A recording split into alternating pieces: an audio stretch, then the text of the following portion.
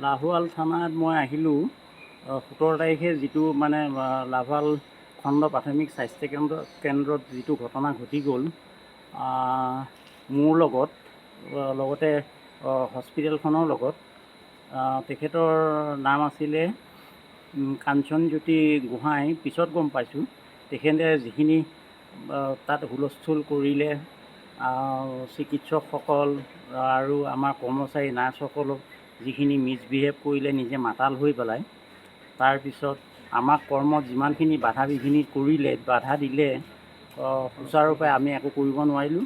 এতিয়া আমি গোটেই হস্পিটেলৰ ষ্টাফটো আমি মানসিকভাৱে ক্ষতিগ্ৰস্ত হৈছোঁ। কামত আমাৰ ইমান ইণ্টাৰেষ্ট নাইকিয়া হৈছে, যিহেতু তেখেতে সেইদিনাখনৰ পৰা আজিলৈকে ইলেক্ট্ৰনিক মিডিয়া হওক পেপাৰত হওক অনবৰত লাহোৱাল খণ্ড প্ৰাথমিক স্বাস্থ্য কেন্দ্ৰৰ বেয়া বেয়া বাতৰিবিলাক পৰিৱেশন কৰি আছে। লগতে ভাৰপ্ৰাপ্ত চিকিৎসা বিষয়া হিচাপে মোৰ নামটো বহুত বেয়া ধৰণে তেখেতে বিশ্ব মানসত যিহেতু ফেচবুকত দিছে, ফেচবুকত দিয়া মানে গোটেই বিশ্বই জানিব, অসমটো ডিব্ৰুগড়, অসম ইণ্ডিয়া, গোটেই বিশ্বই ফেচবুকখন চায়।